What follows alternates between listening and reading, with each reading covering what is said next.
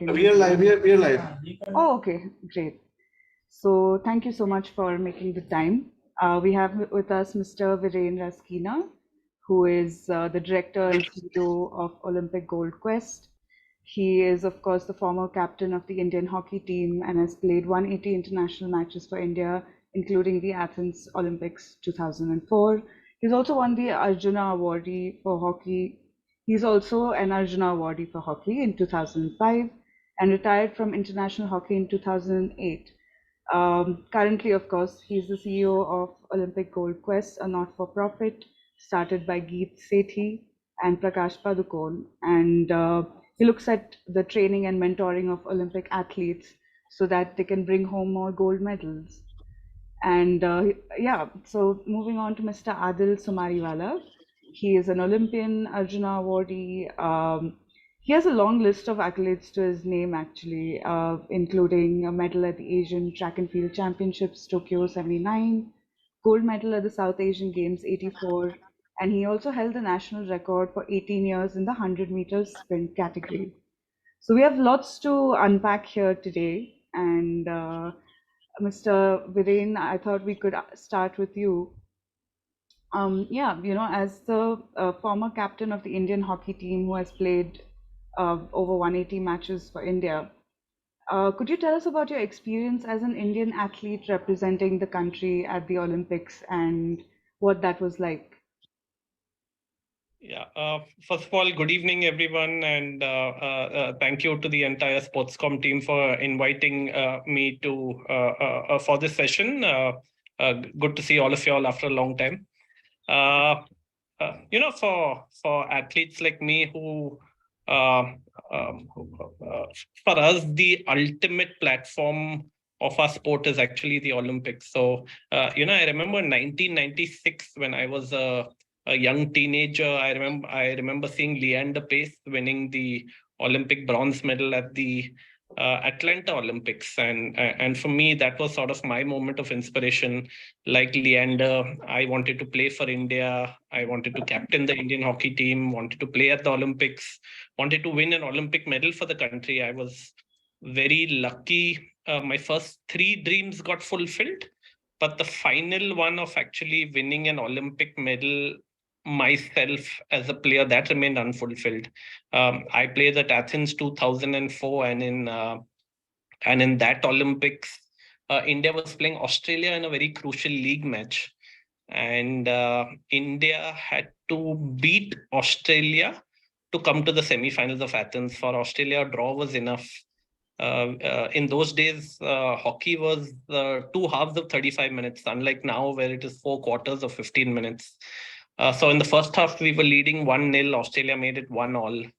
In the second half, Dhanraj Pillai got a yellow card and he was suspended for 10 minutes. We were down to 10 men versus Australia's 11. And in that 10-minute period, now it's hard playing against Australia 11 versus 11. It's even harder playing 10 versus 11. And in that 10-minute period, Australia scored 2 goals. They were leading us 3-1. Dhanraj came back on the pitch. India made it 3-2. With 7 minutes left on the clock, India made it 3-all. We were throwing the kitchen sink at Australia because we had to find the winning goal.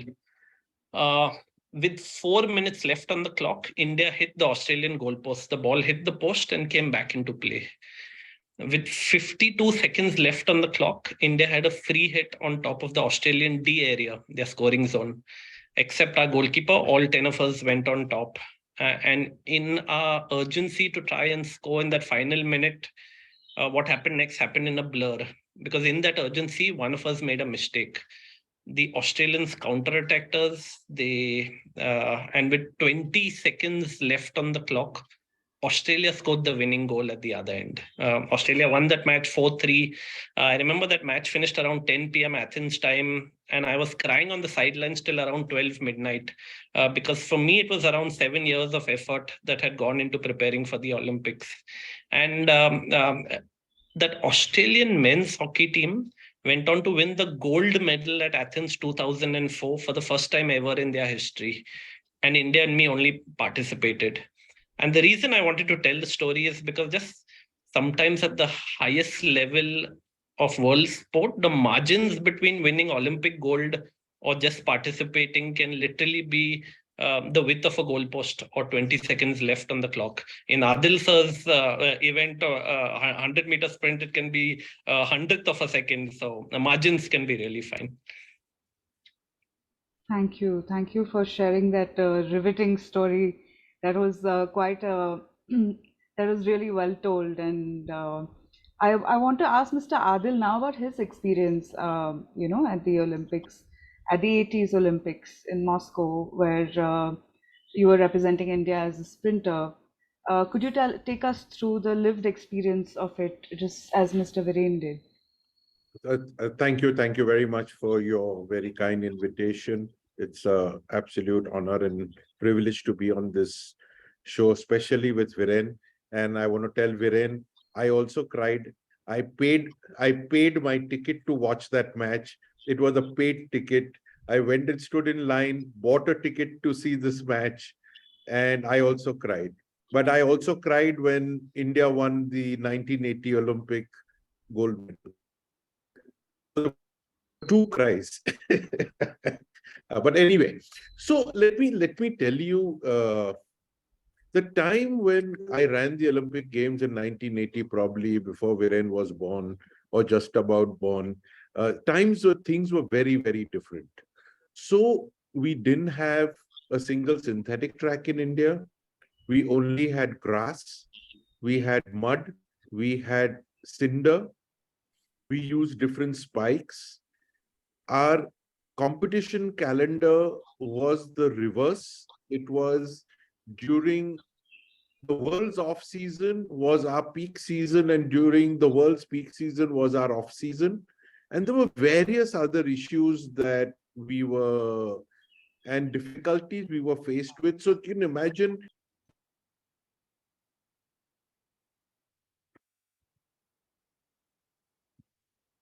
I think Mr. Adil dropped off there. Yeah. Sir? Adil is back now. Hi. Adil sir, you're on mute. Adil sir, you're on mute. So I don't know what happened, but I just lost the connection. Anyway, so I don't know where I spoke till, but when you run on a grass or a cinder track, the angle at which your foot attacks the ground is very different when you run on a synthetic track. So that was the first time we ran on a synthetic track. And then the whole bounce is different. So instead of bouncing forwards, we were bouncing up and down. There was a huge, it was, if I, to give you some sort of a example, we were so awed by the whole situation there, starting from going into the march past in the first time. I mean, in athletics, you never get more than 500 people watching your race, and then you have a stadium full of 100,000 people as you walked in and marched into the stadium. And then it's like everything. I mean, there was like, we never had a call room here. We didn't know how much before to report. We never run in the climatic conditions like that. And I'm not complaining. I'm just saying things were so different. Things were so different in those days. And it's like, somebody from a very, very small remote village who's lived in a hut is suddenly transported, like you see in a movie, into the middle of Manhattan. And he says, oh, this also exists. We are that overawed by the situation. But I'm so glad that over the years, things have changed and we are ready to compete now with the best in the world. So things were very, very different in those days. In those days, we had to pay. We had to pay for our blazer. We had to pay for our tracksuit. We had to pay for our bag. We had to pay for our running kit.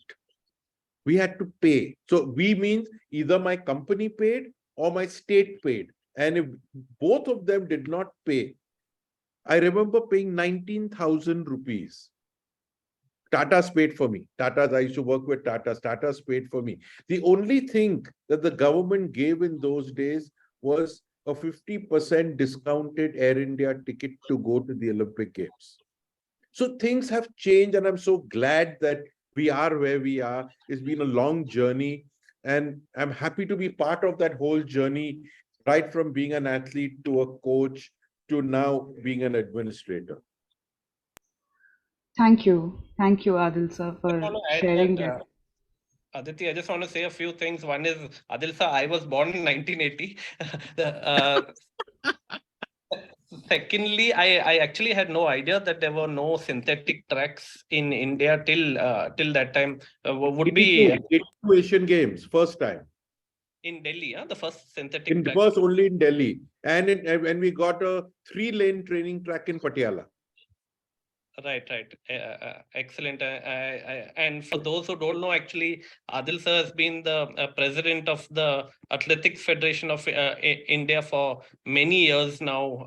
And I think this has easily been the best stint ever in Indian athletics, the best time Indian athletics has ever seen, and which was, of course, encapsulated by Neeraj Chopra's gold medal. So I think we have to thank Adil sir for the immense work he has done. It culminates in an Olympic gold medal, but the amount of effort and that has gone at the grassroots level for so many years, and that is paying, all that work is paying dividends. So thank you, Adil sir, for everything that you have Viren is done. always very kind. Viren is always very kind. Viren is not like me. Viren is always kind to me.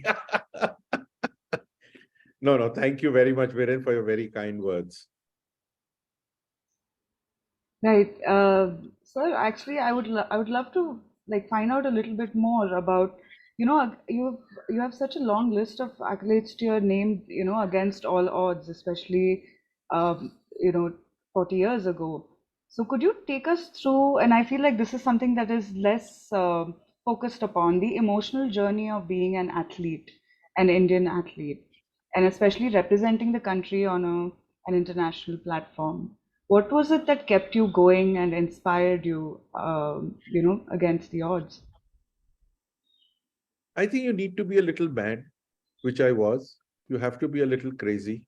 And my passion for the sport, uh, I always dreamt, I kept dreaming of a medal, which I never got, an Olympic medal, but I saw India get an Olympic medal in Moscow, which was good enough for me.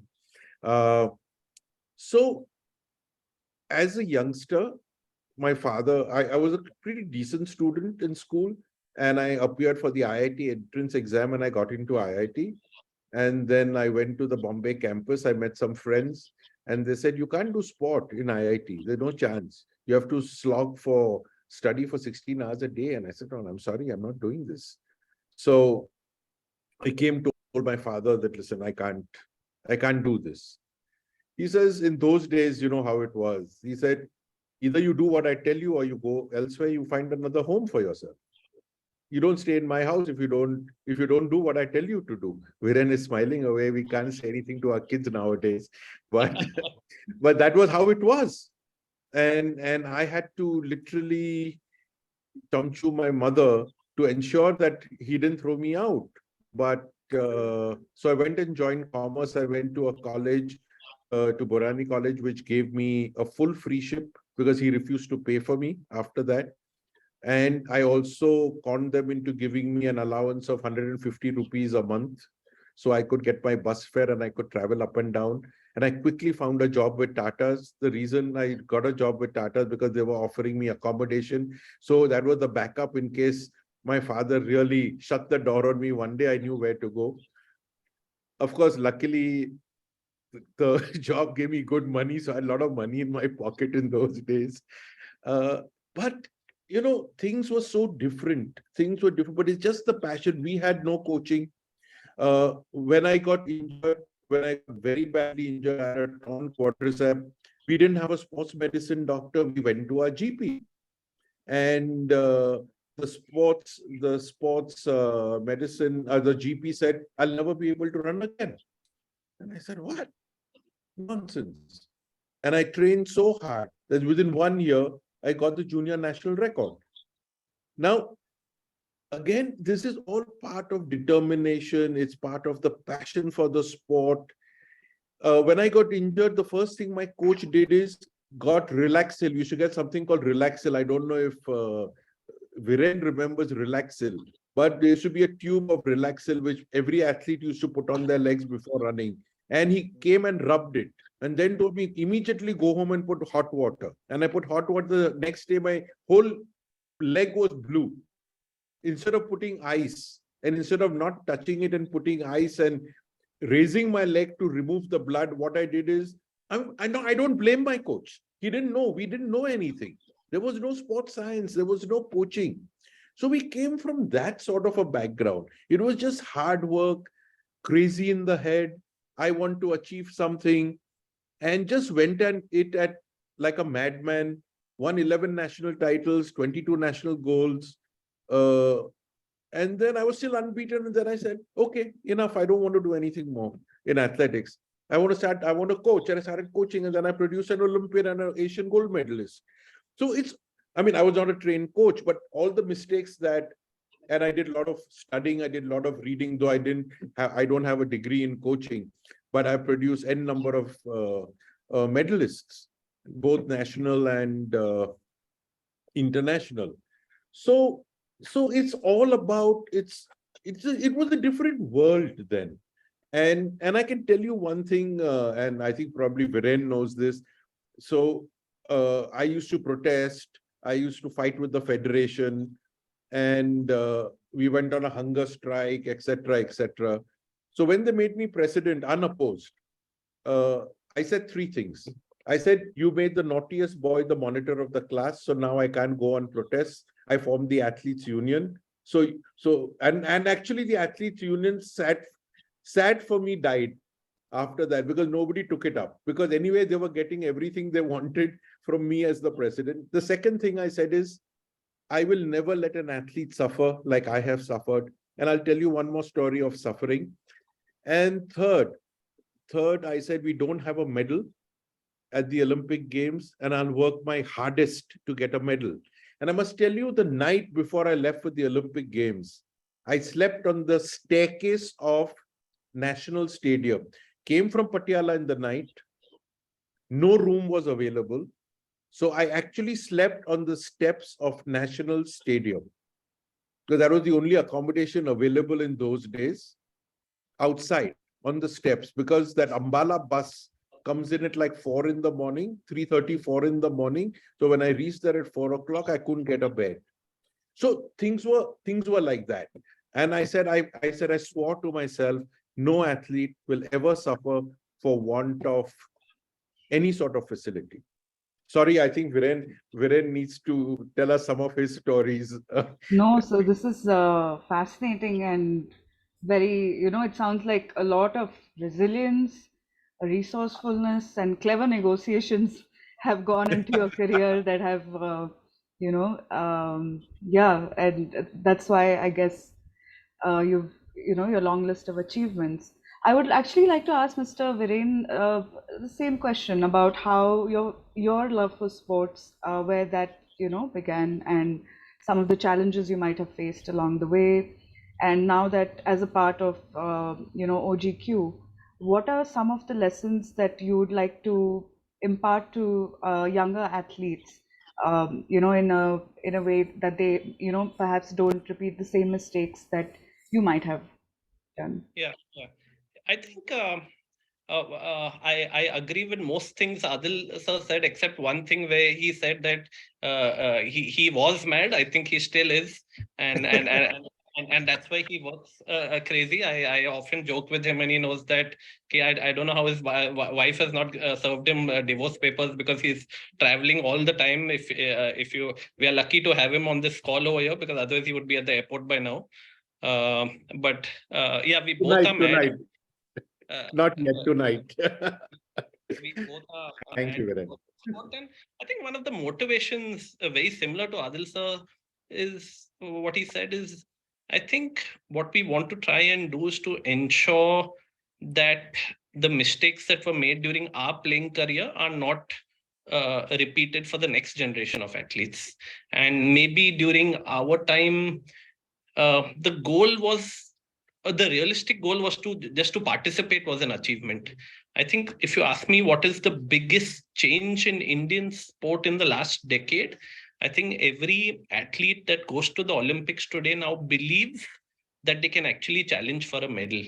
And that belief does not come from Adille sir or me saying that believe in yourself, have confidence, etc. It comes from actually world-class preparation, world-class support every single day in the morning, because they say that the Olympic medal is not won on that day when a billion people are watching. It's actually won every single day at 5:30 in the morning when no one is watching. Sorry, there's a fly that is hovering around me. But yeah, so and I think to a large extent we have to give a lot of credit to the government, to Sports Authority of India, that have been pumping in huge amount of funds, but also a lot of intelligence, I think, has now gone into sport. Both Adil sir and me are part of the MOC, the Mission Olympic Cell, where I think right now, if you look at the quality of support and the speed of support to athletes, I think it's far, far better. Things have really improved. If you see some of the federations like Adil Sir's federation, which is the Athletics Federation of India, my sport hockey, which has a fairly good federation. I think I would say shooting is one of the better federations. I think you see much better professionalism in federations. Sports science has improved so much. Honestly, during my entire sports career, I never spoke to a nutritionist ever or a sports psychologist ever. And after that Olympics, I was just mentally so down. I did not have the strength to actually pick up the hockey stick for 3 months. And when I look back, I actually I think that was literally depression. But no one actually told me that, and no one told me the steps to actually usher myself back in the game slowly, and all that. So I think things have changed for the better. I must say that there's been so much more private support in sport, corporate support in sport as well. People like Jalaj Bhai, who's been such a huge part of Sportscom, also has supported sports in so many ways. We have people like Udit constructing world-class sports facilities like Trans Stadia in Ahmedabad. The Adil sir is part of that project as well. I think if you look at infrastructure across the country, you look at sports administration now. If you look at the quality of sports science support, I think quality of coaches within the country as well. I think a lot of improvements in Indian sport. And if you look at the last decade, it's been a decade of change. But I think the next decade will be a decade of even faster change. And it's great that Sportscom is doing so much work on the policy and business side of sport, because everything has to move simultaneously for us to grow sport as a real strong industry that maybe also generates many jobs as well. Thank you, Mr. Viren. You actually touched upon many points that I'd like to, I'd like for us to elaborate on. I would like to ask Mr. Adil about Athletics Federation of India, though, and the role that organizations like it play, how crucial their roles are in creating new champions and new, athletes, basically. I think so. I think the federations are a very, very important and integral part of creating champions. Of course, they can't do it alone. As Viren said, you need funding, you need support, you need infrastructure.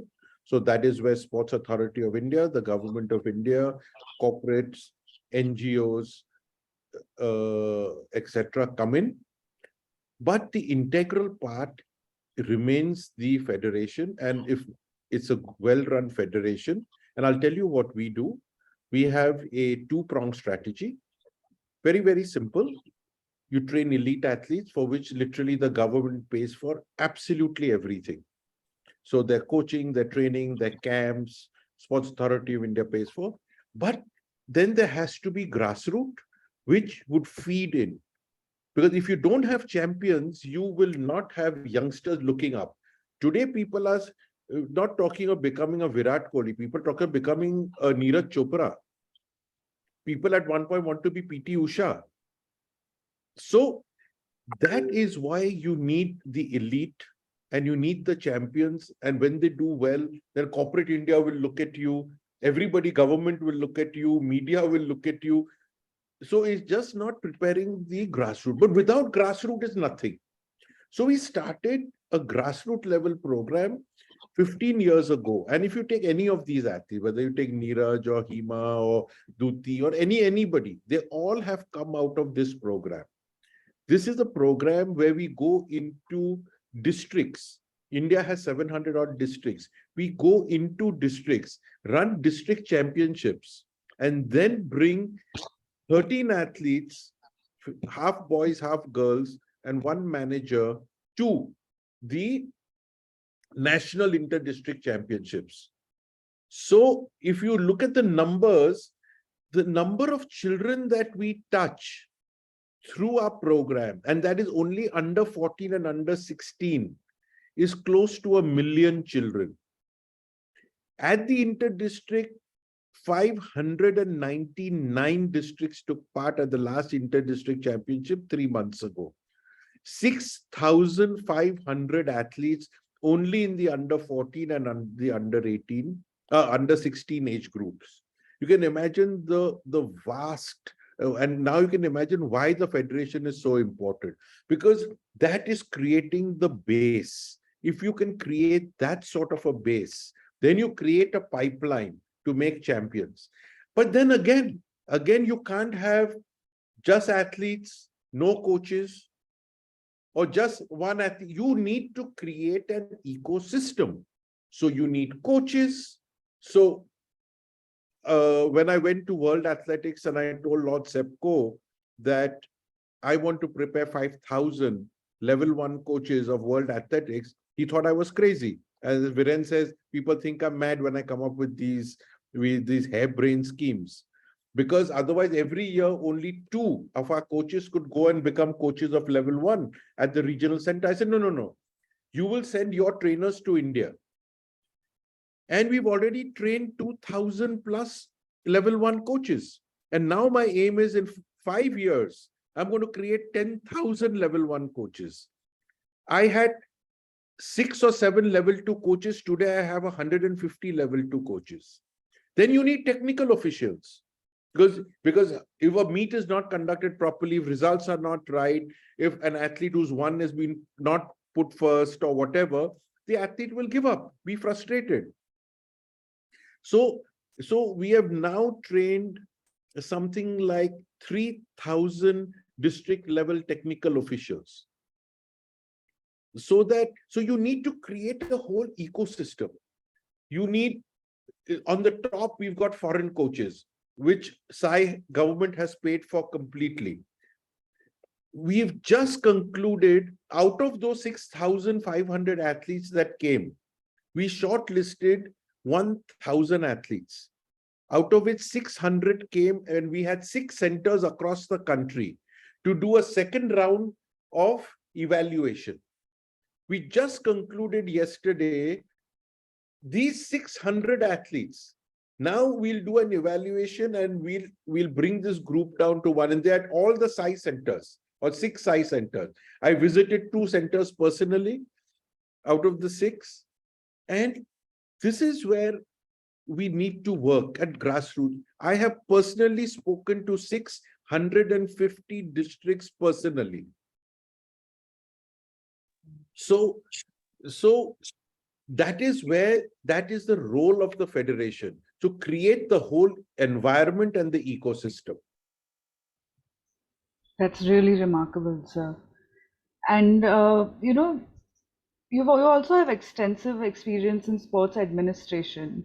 So I would be curious to understand what are your biggest learnings and takeaways from that, and how that informs your work today. Which work? As the president of AFI, and also So president of AFI is my passion. I run a media business. I'm basically a businessman. I run a media business, but 80% of my time I give to Athletic Federation.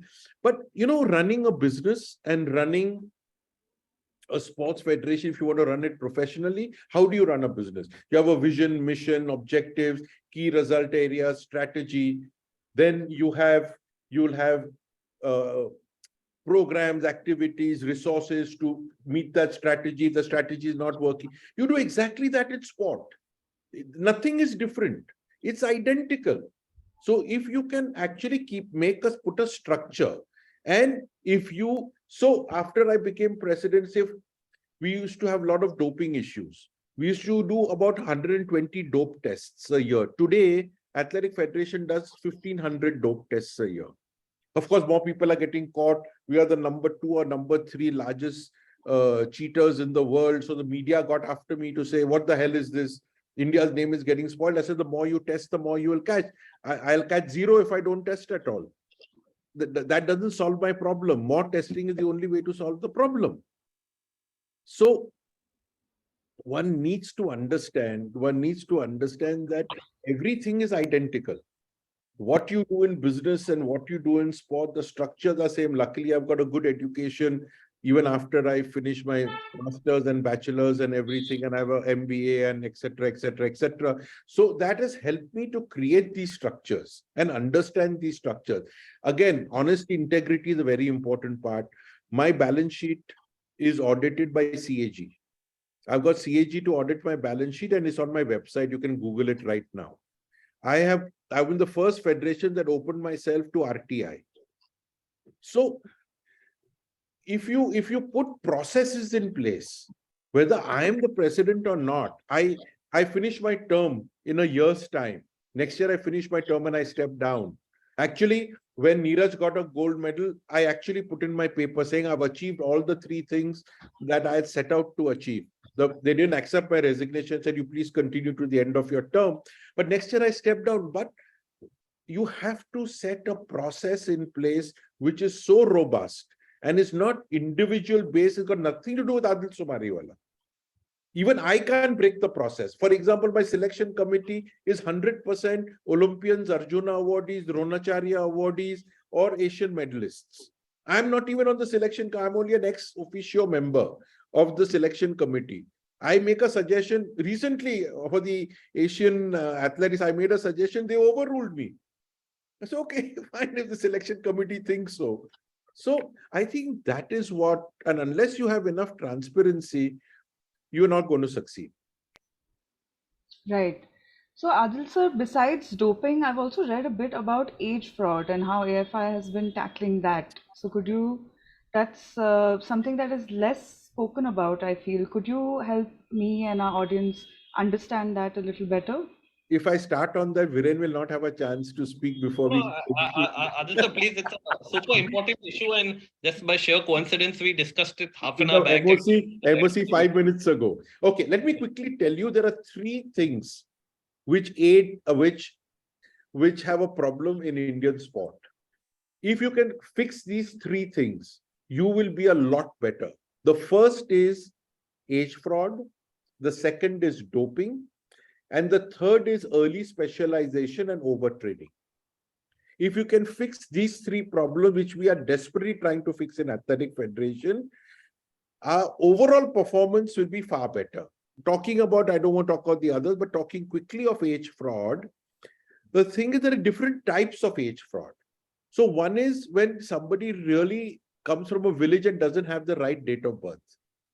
And when they go to school, they just register on the day, that is the 5. So a kid is supposed to be 5 years, the kid may be 8 years old. But 5 years is the age to join school, so they'll write his date of birth as that, 5 years old, but actually 3 years older. The second is actual manipulation. Manipulation of a certificate. And you change the date of birth somewhere. The third is impersonation. So if there's Anil Kumar Singh, another Anil Kumar Singh comes and runs.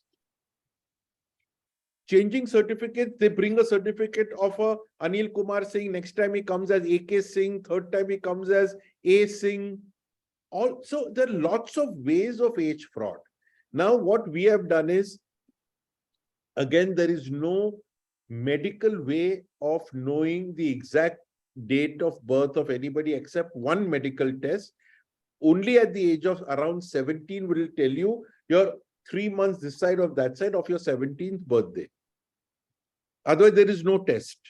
So till 17, you literally won't know whether the person, you'll only know whether the person is below 17 or above 17. Now coming to what we are doing is, firstly, we have started now a UID card. We have now registered 56,000 athletes. With every single athlete has a card with biometrics on it. So the minute you scan it, everything comes up. From his fingerprints to his photograph to his parents to everything. Where changing that date of birth or changing the unique ID is not very easy. Secondly, for impersonation, when they run, their chest numbers have a barcode. So when they scan the barcode, it will pick up their identity card with the picture, with everything. So I know it's the same Anil Kumar Singh who's coming and running. Thirdly, we are pushing more and more to go check, figure out. So we went to one school in UP and we found everybody had the same date of birth. The day they joined the school, they made it just 5 years earlier, where the kid should be 5 years old. And like everybody has a 1/4/1964, 1/4/1964, 1/4/1964. So we are trying our best to fix that because see, one, the kid is overage. Secondly, the kid is doped. And third, he is already overtrained. That's why he'll never get seniors. Research has shown that only 3% of the under 17 world champions in athletics became a world champion in the seniors. So what has Athletic Federation done? We just had a meeting last Sunday, 2-day meeting with foreign coaches, foreign experts, some German experts, and we are changing our whole structure. There'll be no national championships till 16, till the age of 16. There'll only be, and there'll be multi-event. So under 13, they would do one jump, one throw, one run, and the points would be added. So you don't come first, second, or third. So you have to do 3 events, which gives you an all-round. It is found that everybody from Roger Federer to whoever you take, they've all played 3 or 4 games at a very good level before they became champions in their own event. And that is data. I mean, that's hardcore data. So we do a lot of work, lot of research. So this is a very big problem which has to be tackled. And we are tackling it on a war footing. We'll never, so it's worldwide, especially in developing countries. So I sit on the World Athletics. I'm the chair of the Age Manipulation Committee of World Athletics. And even there, we know that these things happen, especially a lot of countries in Africa, a lot of countries in developing, a lot of places in developing countries, etc. So it is a problem. And we're trying to tackle it to the best of our ability. Right, sir. Thank you. Thank you for elaborating on that. And it seems like there really is no alternative to sound systems and processes. Yeah, so that integrity is assured. I want to ask Mr. Viren about his journey with Olympic Gold Quest and how your association with the nonprofit came about. I'd love to hear about its vision as well.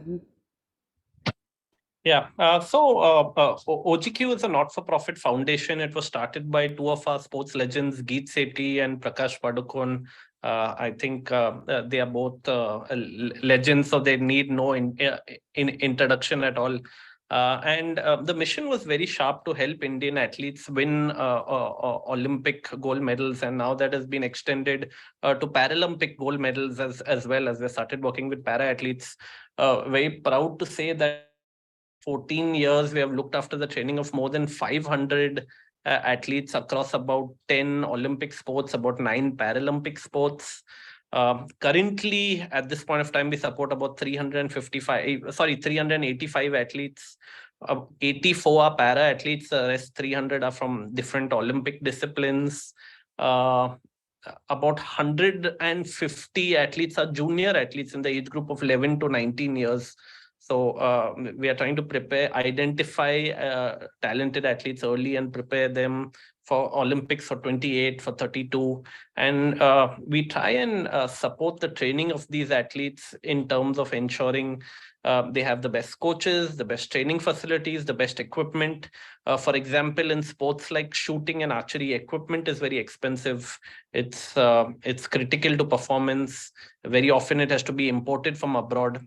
Assumption in a sport like example in a sport like archery, talented archers mostly come from remote areas in, say, Jharkhand or Chhattisgarh or some of the northeastern states. A talented 13, 14-year-old cannot afford archery equipment that costs around 3.5 to 4 lakh rupees. And archery equipment is a very complicated technical piece of machinery comprising of about 33 parts.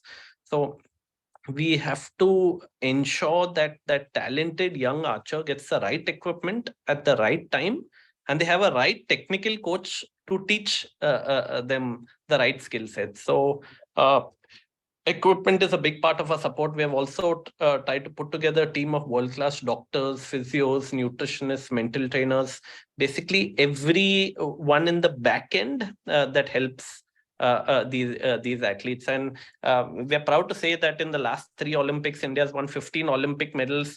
We've been a small part of the success of 9 of those 15 medal winners at the Tokyo Paralympics, which was our first Paralympic cycle.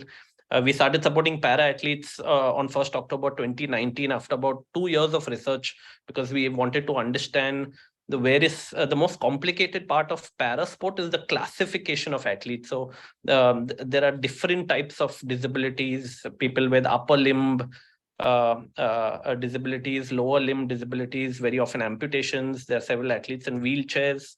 And to understand the classification is very, very important. And we wanted to ensure that before we got into parasport, we had the right research, we have the right bandwidth, we have the right funding to support them at the same level that we support athletes from Olympic disciplines. And it has been very fulfilling. So at the Tokyo Paralympics, which was India's best performance, India won 19 medals. To give you context, the highest ever before that was just 4, which was at the Rio Paralympics. And we supported, again, played a small role in the training of 10 of those 19 medal winners. So yeah, I think great to see the impact that we'll be able to support athletes. We try and work with federations as much as possible. As Adille sir said, SAI and federations are really the fulcrum around which the sporting ecosystem works and evolves. And it's very important for all the players in the ecosystem to collaborate strongly. So whether it's OGQ working with Athletics Federation of India or Archery Federation or the Boxing Federation or the NRAI, which is the Shooting Federation, or SAI itself, we try to all ensure that there is good collaboration in sport. And I think over the last decade, if you see, that has also been one big change in Indian sport. Now there's much better collaboration, there's much better sharing of intelligence. Federations like Athletic Federation, NRAI, hockey, etc., like I said, are doing a great job. SAI has been doing a fantastic job, especially over the last 7-8 years. We have some excellent bureaucrats and excellent officers who are, I think, who understand sport very deeply, who are working at high quality, high speed.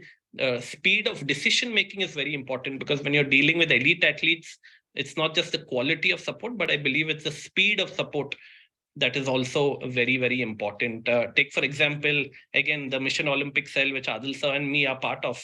The committee meets on Asian Games preparations, Paris Olympic preparations once every week.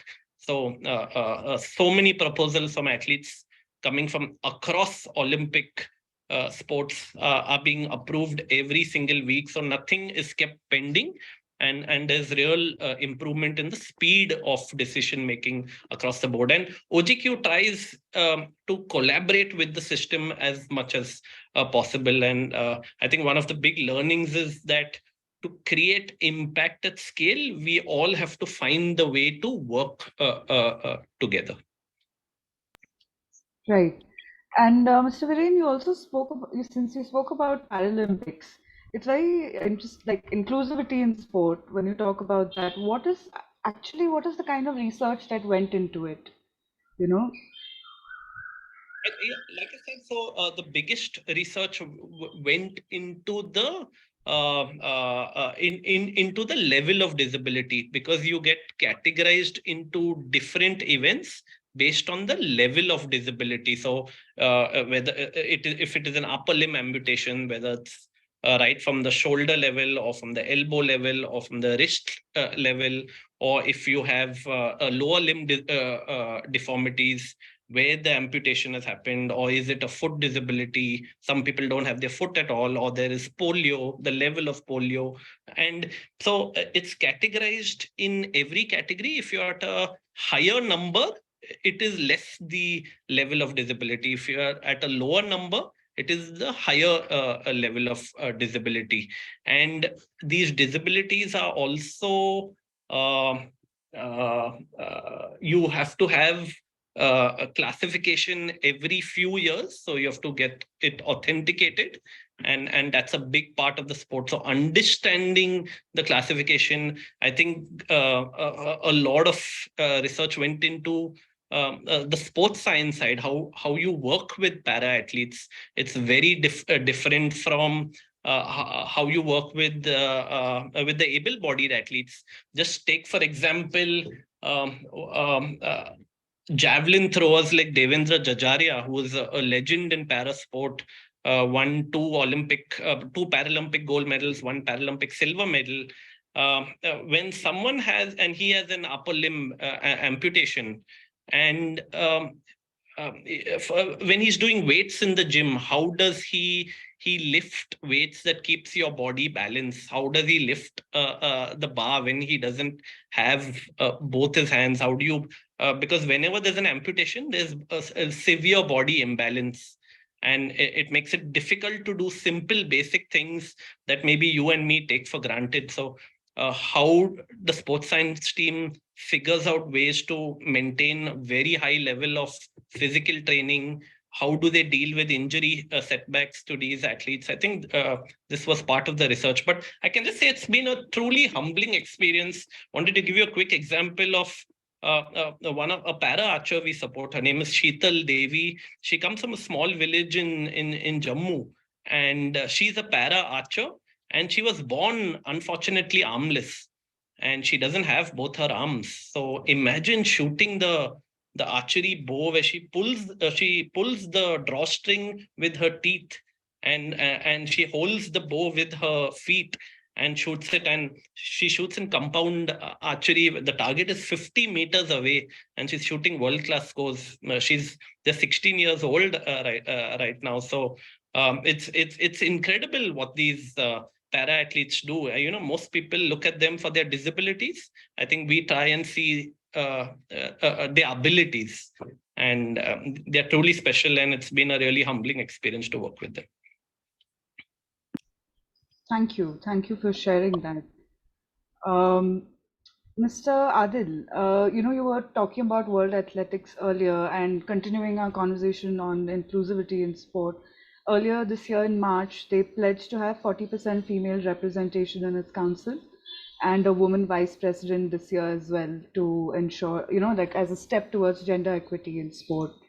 So what are your, thoughts on that, and what are other steps that can be taken in India to ensure to work towards gender equity in sports? So when we brought this rule in 2016, I was on the council and I was one of them who championed this cause along with Lord Sebastian Coe. And I remember we had so much opposition because most of the presidents are men, and the voters were all men. And to tell them that there's going to be quota for them was very difficult, especially, I think the biggest problem we had in Africa with the Arab countries and things like that. But we managed to pull that through because it had to go through with two-thirds majority. We worked very hard. I traveled to a lot of continental meetings to convince people. And at that time, we realized that we could not do it. We wanted to do it in a shot. and we realized we could not do it in a shot. And then we said, okay, so we will do it over a period of 3 terms. So by 2027, there will be equal men and women. So this election, which is going to happen in August, will have one more lady member on the council, and then by 2027 it will be equal. So even today, so which actually makes it very difficult for men to get elected, because 90% of the presidents or secretary generals across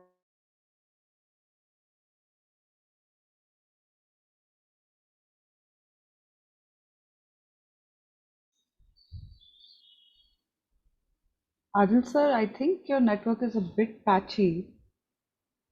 Let's just give it a few seconds, I think.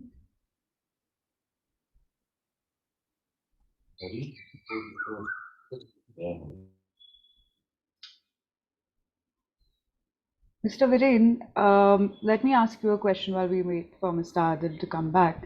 I mean, of course, the most obvious question to you would be about hockey as our national sport. The recent World Cup that happened in Odisha, it received such little mainstream media coverage, and despite the state sort of championing the World Cup and trying to put out the news, especially the chief minister, right? It didn't quite get the attention that it perhaps should have. So, in your opinion, how do we restore to hockey the glory that it deserves and move Indian audiences from focusing only on just the popular sports like cricket? Yeah, I think this is a challenge not just for hockey, but I would say for all Olympic sports. And I don't really think it's the best to make a comparison with cricket, just simply because we know that cricket is so far ahead of the game that there's still a big chance for so many sports to take that second, third, fourth position. Yeah, to build the popularity and stature of the sport, there are so many factors that go into it. I think one of the main factors is performance of the Indian team at international tournaments, at important events like Asian Games, World Cup, Olympics. Secondly, I think is having a strong national league. A strong domestic league is a huge part of the thing, because leagues generally generate a lot of eyeballs, mileage, publicity, etc.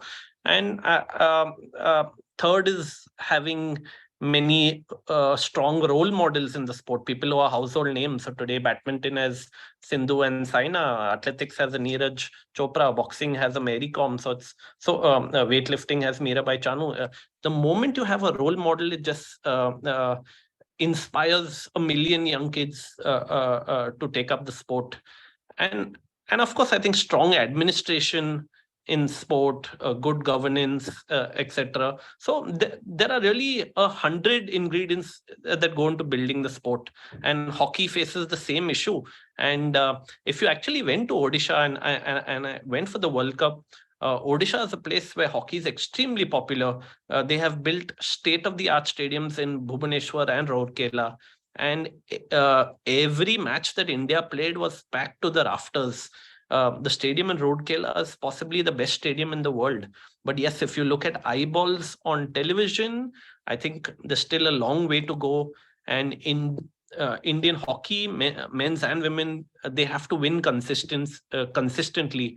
We have to really back that Olympic medal, which we won after 41 years, with hopefully an Asian Games gold this year, and maybe another Olympic medal in Paris 2024. So that challenge continues to remain. I think we have to develop more heroes and role models within sport. That's really critical to get more publicity, to get more sponsorship, and to really raise the stature of the sport. So I think that's an ongoing challenge that not just hockey faces, but really all Olympic sports face that challenge. Right. Yeah, I mean, it's not about looking at different kinds of sports in any sort of hierarchy, of course. It's just about it's about making sure that there's a disproportionate attention on one sport, whereas there are so many other fields when athletes are training hard and working hard to compete Well, of course, yeah, undoubtedly. I yeah. think no one is saying that. And in every, I love cricket myself. I love to watch cricket, and I think a big factor is that cricket is such a great television, TV friendly sport, and the viewer experience for cricket is incredible. And we got to make sure that all other sports are TV friendly or online friendly to watch and generate eyeballs, because finally eyeballs dictate sponsorship, and sponsorship is a big part of how you actually build the profile and stature of sports and percolate those funds down into grassroots levels and build for the future as well. Absolutely. So we've spoken a lot about the journey from the 80s in terms of sports infrastructure and the ecosystem. So could you tell me about your thoughts on what should be in the cards next for the Indian sports industry? What are some areas that we need to urgently focus on? Yeah, I think there are so many things to focus on. Really, it's still, I would say, a very nascent industry, and I specialize on the performance side of sport. But there are so many other important elements. I think goods manufacturing, sports infrastructure, uh, governance in sport, e-sport is going to become a big thing as well.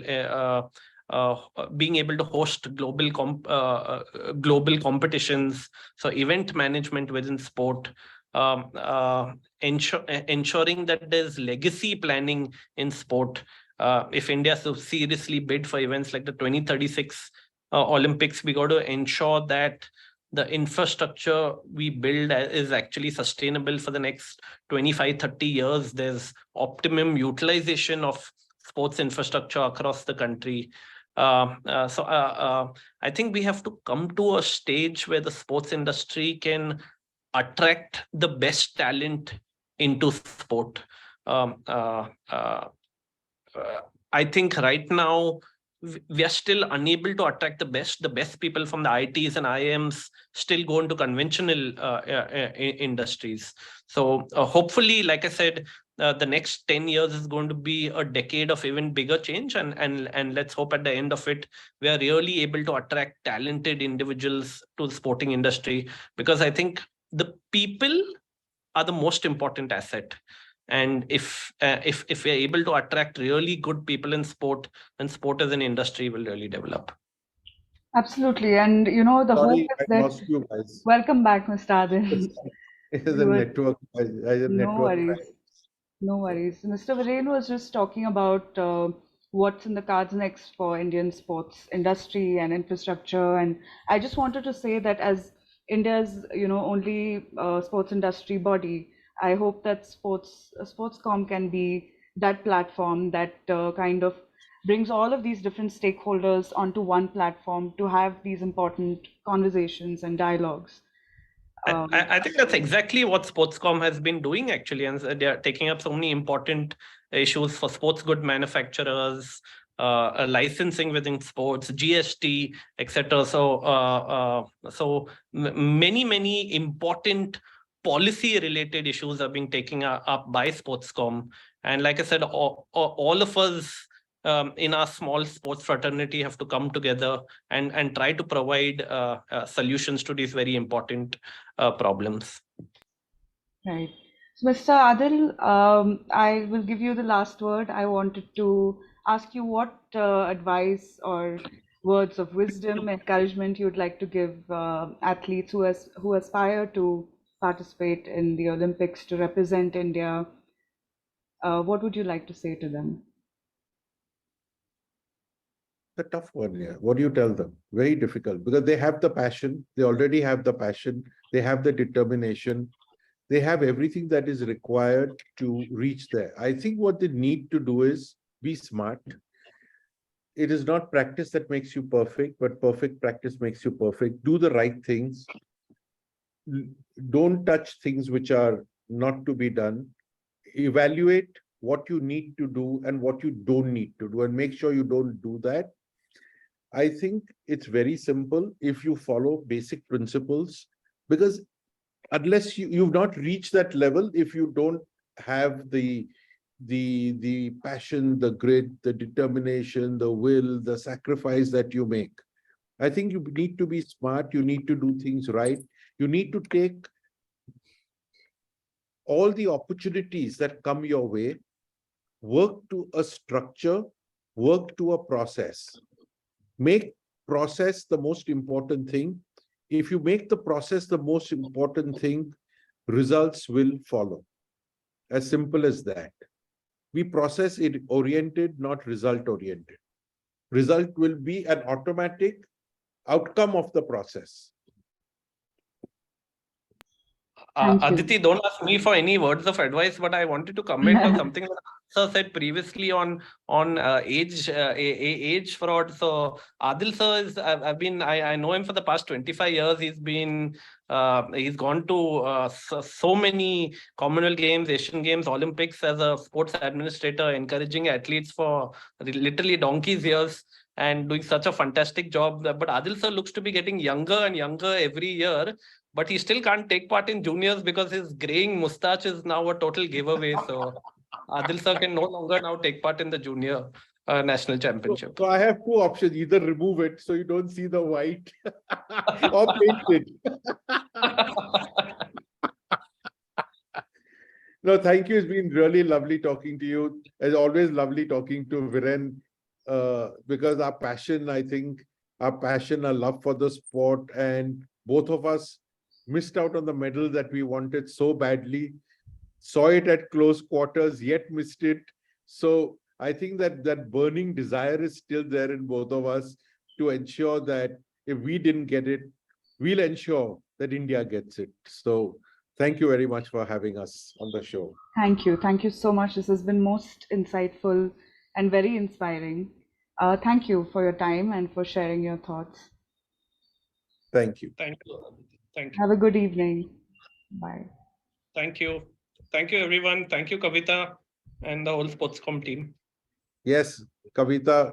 Kavita's insistence changed the date, did everything to ensure Thank that you so much. I would have been in Bangkok tomorrow for the meeting. So Thank you, Kavita ma'am, for making this happen. Yeah. And Aditi, thank you too. So Great talking with you. Have a good Pleasure. evening, everyone. Bye, Mohit. Thank you, Adil sir, and thank you, Viren sir, on behalf Thank of Sportscom. Thank you so much. Thank you so much. Thank you. Thank you. You guys Bye, were Kavita. great. Thank you. Thank you. Bye. Bye.